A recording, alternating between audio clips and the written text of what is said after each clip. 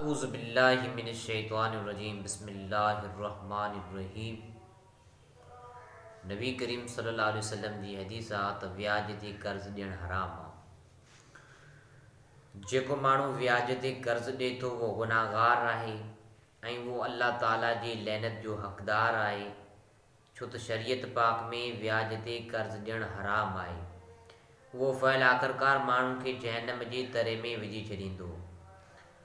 हज़रत जाबिर रज़ी अल्लाह ताला अन्हु खां रवायत आहे त नबी करीम सल्लल्लाहु अलैहि वसल्लम व्याज खाईंदड़ ते ऐं उन जे खाराईंदड़ ते ऐं उन जे लिखण वारे ते ऐं उन जे शाहिदनि ते लैनत फरमाई ऐं फरमायाऊं त उहे सभु गुनाह में बराबरि जा शरीक आहिनि। सही मुस्लिम शरीफ़ जे अंदरि हदीस आहे त व्याज ते कर्ज़ ॾियणु हराम आहे।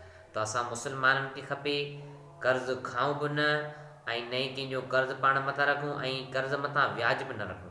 बहितर इहो तरीक़ो आहे त व्याज खाइणु बि न खपे, छो हुज़ूर अलैहिस्सलातु वस्सलाम जी हदीस आहे त व्याज जो जीअं ज़र्रो खाधो हालांकि उहो जन्नत में दाख़िल न थींदो।